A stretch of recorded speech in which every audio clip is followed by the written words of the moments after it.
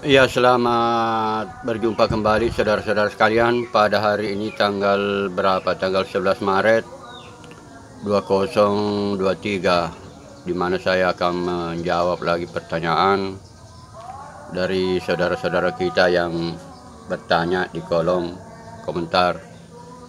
Ini penting sekali saya jawab karena saya bertanggung jawab atas komentar, atas video-video yang saya buat. Jadi untuk tidak menimbulkan keresahan di masyarakat, saya harus menjawab pertanyaan-pertanyaan itu. Ya, yang menarik pertanyaannya adalah dari 000 ya, apa namanya? 000 garis kosong. Itu kosongnya di dalam kurung. Kenapa ada? Jadi pada awalnya itu dia meminta ajari saya kalam itu apa. Jadi saudara kita yang garis kosong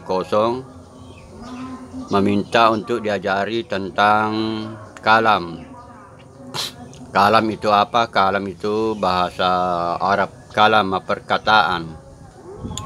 Ya saudara-saudara sekalian, tapi kalau ahli sunnah wal jamaah yang menjelaskan kalam itu adalah kalam nafsi, perkataan yang ada di dalam diri Allah.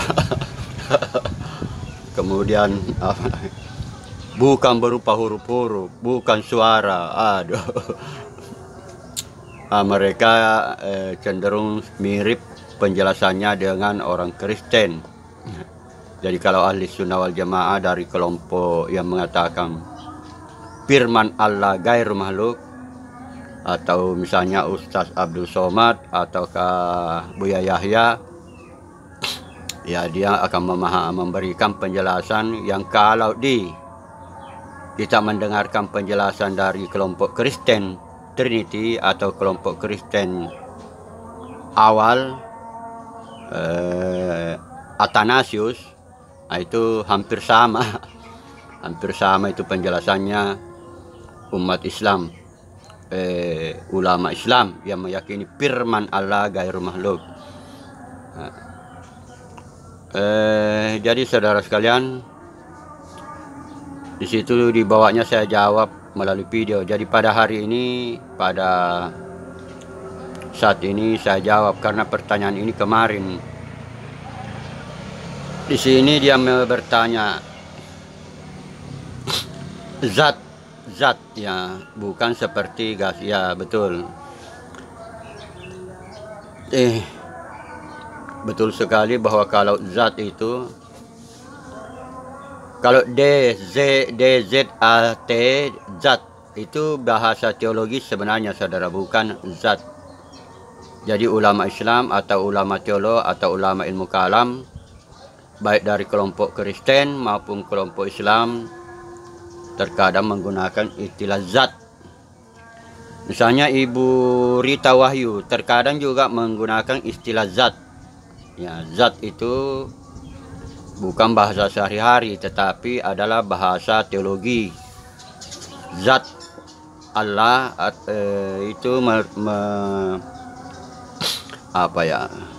Kita sedang berpikir bahwa dirinya Allah itu sendiri. Kalau zat, ya kita berbicara tentang zat, dibedakan dengan nama.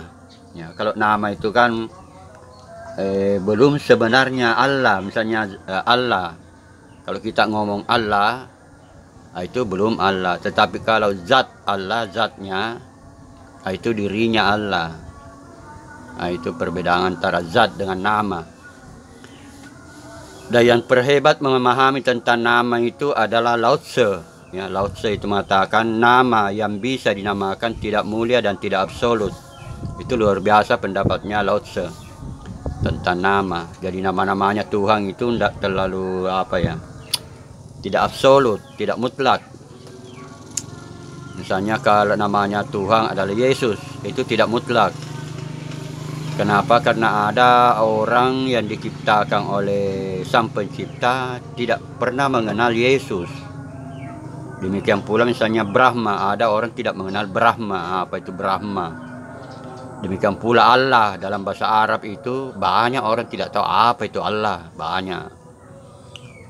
Misalnya orang-orang di Amazon, orang-orang di pedalaman daerah-daerah Australia, pedalaman di hutan-hutan di Indonesia, banyak tidak mengenal Allah, ya, karena Allah itu bahasa Arab. Jadi saya mulai menjelaskan di sini saudara-saudara sekalian bahwa Trinity itu mulai bermasalah setelah diterjemahkan dari bahasa Yunani ke bahasa Latin. Ya, karena bahasa Yunaninya itu 3 personae, ya, 3 personae, 3 hipostasis, 3 hipostasis yang berbeda di dalam satu hakikat. Nah, ini kalau diterjemahkan ke dalam bahasa Latin menjadi 3 personae. Akhirnya orang Indo, orang-orang terinfeksi, terpengaruh oleh istilah personae. Padahal awalnya itu bukan personae, tapi hipostasis. Hipostasis itu artinya kesimpulan sementara atau sesuatu yang mau dijelaskan. Ada sesuatu yang mau dijelaskan. Jadi misalnya 3 hipostasis, 3 persoalan yang mau dijelaskan. Ya, 3 persoalan yang mau dijelaskan, yang berbeda, ya, dapat dibedakan, tetapi hakikatnya satu. Jadi sebenarnya satu. Ya, jangan lagi pada waktu saya mengatakan sebenarnya satu, jangan dibayangkan disatukan badannya, itu bermasalah. Jadi bukan badan yang disatukan, dan masih bisa dibedakan. Ketiganya itu masih bisa dibedakan. Jadi Bapa, Anak, dan Roh masih bisa dibedakan. Kalau tidak dibedakan, ya namanya oneness. Jadi kalau Bapa, Anak, dan Roh tidak dibedakan, ketiganya sama, dia oneness, bukan Trinity, dia bukan orang Trinity. Jadi Trinity itu beda dengan oneness, beda saudara. Ya, saya sudah pelajari Trinity berdasarkan bahasa Yunani dan jangan bahasa Latin, ya, saya sabar besok. Jadi dia mulai mereaksi terhadap jawaban-jawaban yang saya berikan. Kosong-kosong ini memberikan lagi tanggapan. Ajaran Trinity bukan keyakinan Abraham, Moses, Daniel, Yakub, David, Salomo, Yesus beserta Hawariun. Yang jadi masalah kenapa Tuhan dilantik melalui konsensus yang dipaksakan untuk menuhankan manusia. Ya, mungkin maksudnya ini konsili Nisea. Beberapa konsili terjadi untuk sebenarnya konsili itu bermanfaat sekali, karena pada waktu sebelum konsili itu, terutama konsili Nisea 325 Masehi, banyak di masyarakat beredar ajaran-ajaran yang kacau balau. Maka ajaran-ajaran yang kacau balau itu mau disatukan, yang mana yang sebenarnya benar. Justru itu baik, ya, justru konsili itu baik, karena pendapat para ulamanya orang Kristen itu dipertemukan, dan itu tidak pendek waktunya, itu lama waktunya memperdebatkan ajaran itu. Jadi justru orang Kristen lah yang lebih baik cara beragamanya, karena mereka melakukan konsili atau muktamar, atau kalau di Indonesia itu namanya muktamar, pertemuan besar. Sayangnya kalau di Indonesia muktamar tidak bisa juga selesai karena adanya banyak aliran.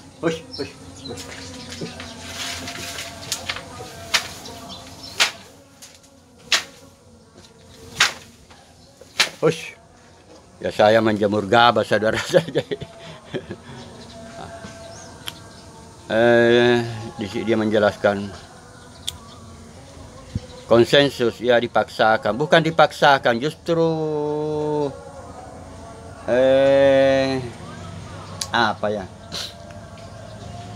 disepakati bukan dipaksakan itu. Yang dipaksakan itu memang setelah dilakukannya, diputuskannya itu definisi tentang Tuhan, nah, itu memang harus dipaksakan karena banyak orang sesat memahami tentang Tuhan itu, banyak orang sesat. Sehingga kalau dikatakan dipaksakan, ya memang harus dipaksakan karena banyak orang sesat. Dipaksakan untuk menuhankan manusia. Menuhankan itu Tuhan itu kalau di Arab itu Sayyid. Ya. Ini bermasalah karena Tuhan kalau di Indonesia, ya, Tuhan. Orang Islam juga konslet otaknya kalau ngomong Tuhan. Orang Islam itu konslet otaknya kalau ngomong Tuhan. Karena begitu ngomong Tuhan, di pikirannya Allah. Itu bermasalah. Bermasalah sekali itu umat Islam di Indonesia. Karena kalau ada orang Kristen ngomong Tuhan Yesus, yang dia bayangkan Allah. Yang di otaknya itu langsung bereaksi Allah. Bahwa Yesus itu Allah. Aduh. Ya mungkin karena memang ada setan di dalam dirinya kan. Sesuai hadis Nabi. Menuhankan manusia, merajakan manusia, mensayyidkan manusia. Ya lantas apa yang mau dituhankan? Apakah yang berbentuk naga? Ya. Kalau menuhankan manusia wajar. Lebih wajar menuhankan manusia daripada menuhankan bangunan. Karena yang dimaksud Tuhan di sini adalah di mana orang sujud kepada itu. Ya. Jadi kalau orang Kristen sujud kepada Tuhan Yesus, ya, disangkanya menuhankan. Padahal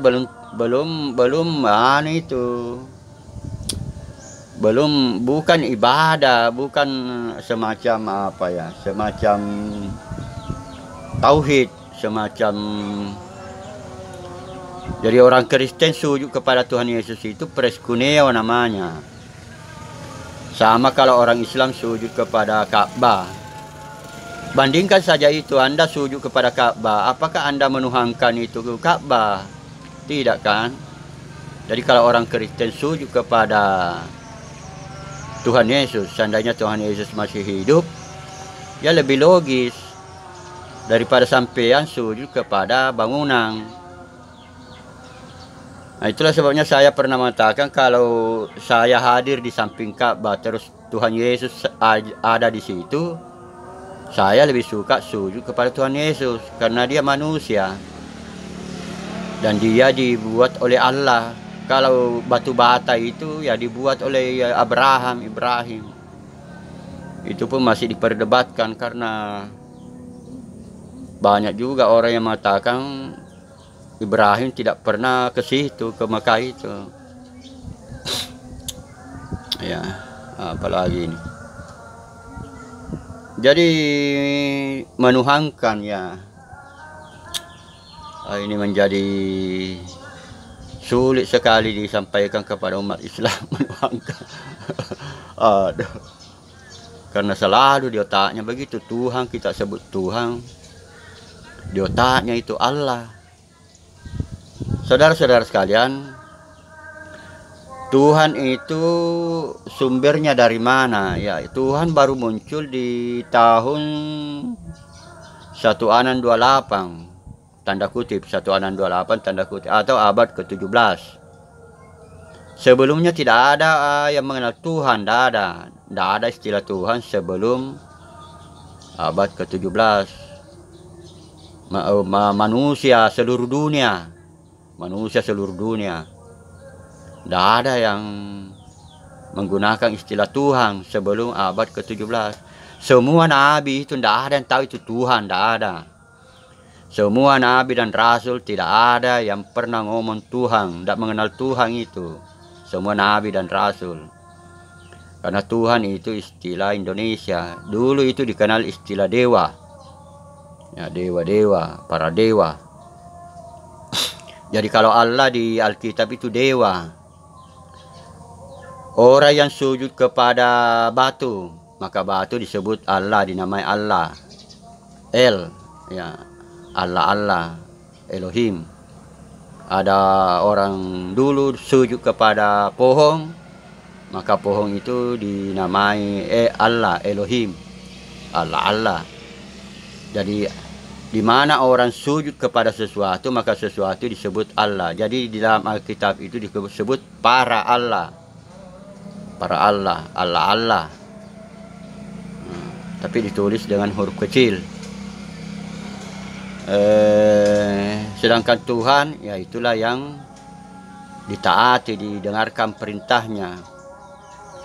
Jadi melaksanakan perintah Tuhan, nah itu yang masuk ke surga. Itu di perjanjian lama. Mana ini lagi?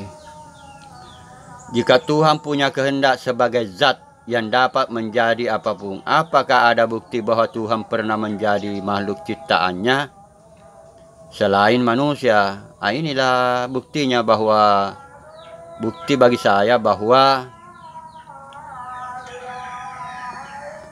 jika Tuhan punya kehendak sebagai zat menjadi apapun, dia bayangkan ini Allah di otaknya ini. Padahal Tuhan itu adalah oknum yang keluar dari Allah. Allah itu roh besar, roh yang besar, Allah maha besar. Nah, tapi orang-orang di kitab perjanjian lama itu tidak ada yang mengenal Allah, tidak, Elohim. Nah, ini juga kalau kadang-kadang saya jengkel karena Allah dibawa ke perjanjian lama atau perjanjian baru.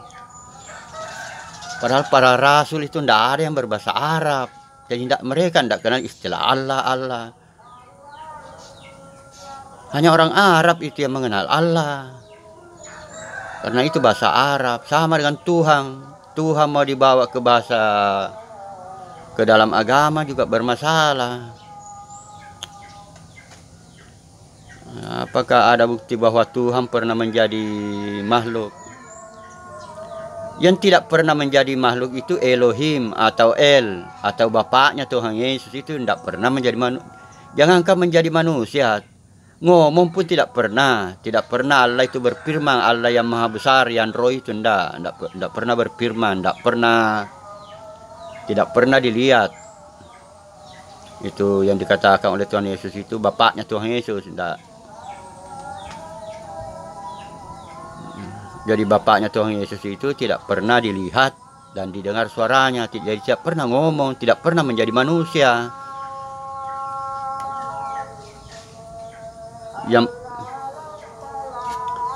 Yang pernah menjadi manusia itu YHWH, ya. Yang menjadi manusia itu YHWH, yang berbicara kepada Musa, yang ngomong, mari kita menciptakan Adam sesuai dengan rupa kita. Itu YHWH, itu yang Tuhan, huruf besar semua. Itu Tuhan, bukan Allah. Tapi kalau diterjemahkan ke dalam bahasa Arab, Allah, Elohim. Nah, itu Yesus, ya. Bukan Yesus Kristus. Nanti dia lahir, muncul di dunia, baru katakan Yesus Kristus. Jadi YHWH itu belum Tuhan yang maha tinggi, ya. Tuhan yang maha tinggi itu adalah bapaknya Tuhan Yesus, Tuhan yang kausa prima. Jadi Allah yang maha besar, yang tidak bisa dilihat didengar itu bapaknya Tuhan Yesus. Kalau YHWH itu bisa dilihat, yang melihatnya siapa? Musa dan pengikutnya dalam bentuk awan, dalam bentuk api terbakar, dalam bentuk semak terbakar. Jadi YHWH itu belum yang tertinggi. Di atasnya YHWH itu adalah Bapa. Tetapi YHWH bisa juga disebut Bapa. Yesus Kristus juga bisa disebut Bapa. Jadi disebut, bukan zat. Bedakan itu, disebut dengan zat beda. Disebut atau dinamai. Harus dibedakan. Kadang-kadang saya sudah jengkel menjelaskan masalah ini. Apa instrumennya? Jadi memang Allah tidak pernah menjadi manusia, ya. Jadi Allah yang tidak pernah menjadi manusia itu bapaknya Tuhan Yesus, tidak pernah menjadi manusia. Kalau YHWH menjadi manusia, itulah Yesus Kristus. Begitu. Harus dipertegas. Yang tidak pernah menjadi manusia itu Bapaknya Tuhan Yesus.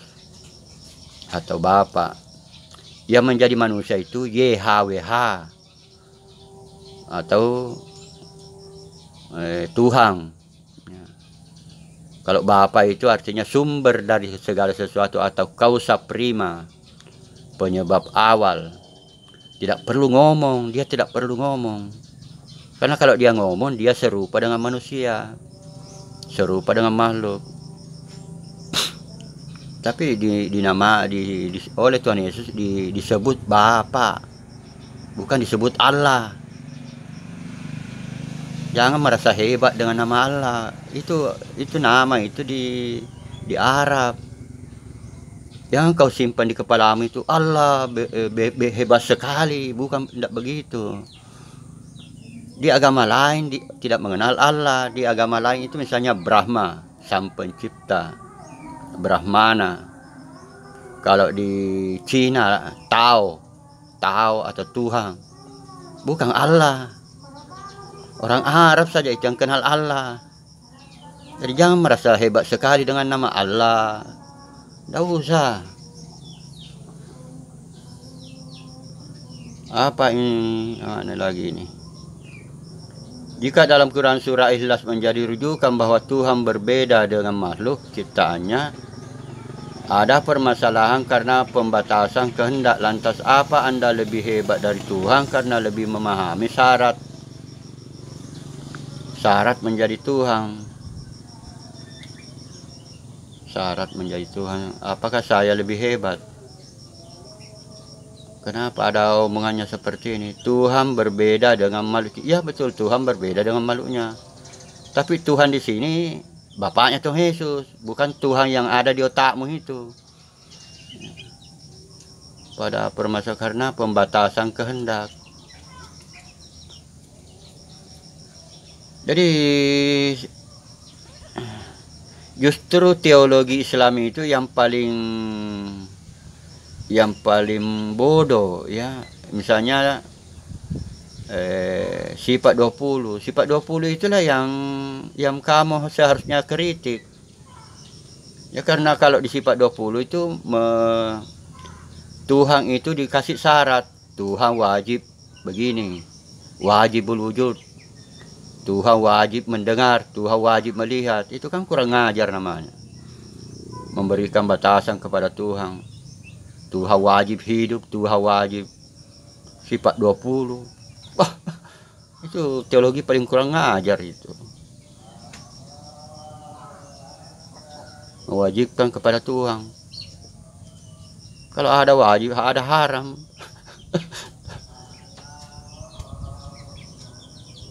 Apa instrumen? Jadi kalau antara sifat 20 dengan Trinity di Kristen itu lebih benar itu Trinity di Kristen daripada sifat 20 di Islam. Itu sifat 20 di Islam menghina Tuhan, menghina Allah, merendahkan Allah. Wajib bagi kau Allah begini, wajib. Masa kepada Tuhan dikatakan wajib? Wajib bagi Allah. Kalau kepada manusia wajib bagi manusia salat, betul. Tapi kalau wajib bagi Tuhan, wajib bagi Allah, sifat wajib bagi Allah, kurang ajar sekali mulutnya itu orang. Apalagi ini? Apa instrumen terpenting dalam ilmu teologi? Akal sehat yang kritis berbasis referensi interdisipliner ilmu atau hanya dogma dan dogma? Apa instrumennya yang terpenting dalam ilmu teologi? Instrumen, dia mau bertanya tentang instrumen. Akal sehat yang kritis. Ya saya rasa lebih kalau saya jawab bahwa kalau kau tidak dipilih Tuhan, ya kau tidak percaya. Kalau kau tidak diselamatkan, kau tidak selamat. Karena kalau di Al-Quran itu Allah yang memberi hidayah, Allah juga yang memasukkan ke neraka. Mungkin itu jawabannya ya terkait dengan instrumen-instrumen. Theos dan Parakletos tentu bukan satu pribadi. Ya, betul. Kenapa masalah di terjemahan Yunani? Masalah di terjemahan Yunani, padahal Yesus orang Yahudi. Oh, dia permasalahkan antara Yahudi. Ya karena orang-orang Yahudi dikuasai oleh orang-orang yang berbahasa Yunani.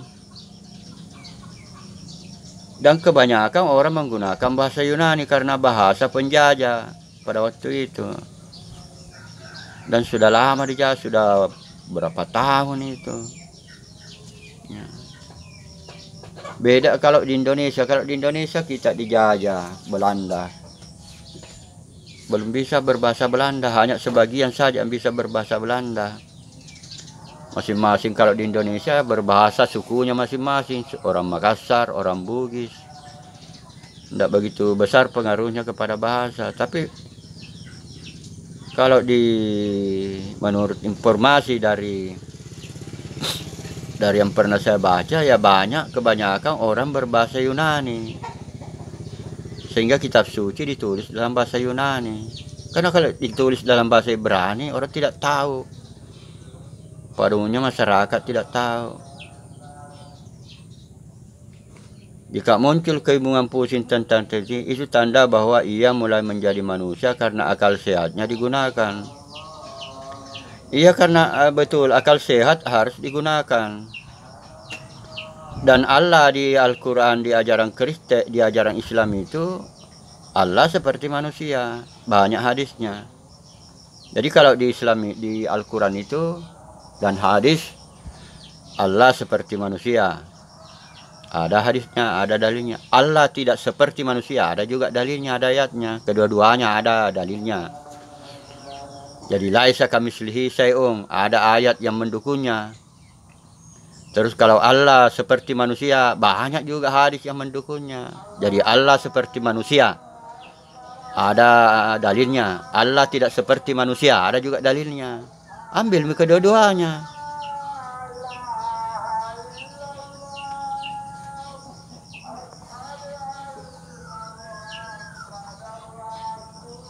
Muhammad Darrah.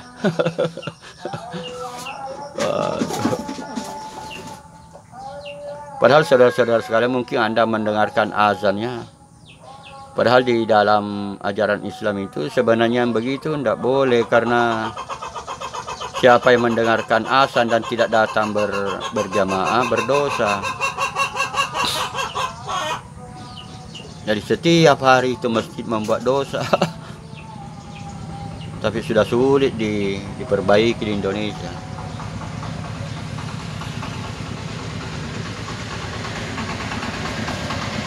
Sudah sulit diperbaiki di Indonesia. Ya, sekian saudara-saudara sekalian, mudah-mudahan bermanfaat kepada penanya ya. Jadi yang pertama yang saya deteksi dari 00 ini, yang ingin saya sampaikan, begitu kau di mulutmu ngomong Tuhan, jangan kau bayangkan Allah, jangan. Di ajaran di umat Kristen dulu atau orang-orang Yahudi dulu itu tidak ada yang berbahasa Arab. Yang berbahasa Arab ya orang Arab. Dan orang Arab pada waktu itu sudah ada yang percaya kepada Tuhan Yesus. Masih hidup itu Tuhan Yesus, sudah ada orang Arab yang bahkan masih anak-anak, masih baru lahir. Kan pada waktu Tuhan Yesus itu lahir, ada 3 pemimpin yang datang ke situ. Orang Persia, orang Arab, orang India. Jadi orang India sudah tahu juga dulu itu bahwa akan lahir orang besar, raja. Dia raja, bukan Tuhan, raja. Hanya di Indonesia diterjemahkan menjadi Tuhan. Inilah raja orang Yahudi, begitu yang tertulis di salib. Penguasa, Lord kalau dalam bahasa Inggris. Yang menjadi masalah diterjemahkan menjadi Tuhan, itu wajar kalau diterjemahkan menjadi Tuhan. Benar. Kalau dalam bahasa Arab itu Sayyid. Kalau diterjemahkan menjadi Tuhan, tidak kurang menghormati Raja Yesus itu, Lord itu, the Lord. Dan kalau kamu tidak mencret kalau orang Kristen mengatakan Yesus itu Tuhan, ya tidak usah keberatan. Tidak usah keberatan. Karena kamu tidak mencret kalau orang Kristen itu mengatakan Yesus itu Tuhan. Kecuali kalau kamu mencret, kau harus keberatan. Yesus bukan Tuhan. Karena kalau orang Kristen ngomong Yesus itu Tuhan, kamu mencret, baru bisa keberatan. Kamu mulai sakit perut. Kamu itu orang-orang Islam sudah disetting oleh Yang Maha Pencipta itu, dimasukkan setan ke dalam tubuhmu sesuai dengan hadis Nabi, sesuai dengan firman Allah di dalam Al-Quran, supaya kamu itu menjadi hamba Allah. Kamu tidak mampu mengatakan Yesus itu Tuhan dan Juru Selamat, tidak mampu. Sebab kamu orang-orang Islam sudah disetting untuk menjadi hamba Allah. Demikian pula Nabi Muhammad. Nabi Muhammad itu disetting untuk menjadi hamba Allah, bukan menjadi Sayyid, bukan menjadi Tuhan, bukan menjadi orang merdeka, menjadi hamba Allah. Kalau di ajaran Kristen memang manusia diajak menjadi sempurna. Jadilah sempurna seperti Bapa di surga yang sempurna, menjadi Allah. Diperintahkan menjadi Allah kalau mampu. Kalau tidak mampu, laksanakan perintah Bapa, masuk surga. Dan sekian saudara-saudara sekalian, mudah-mudahan bermanfaat. Amin.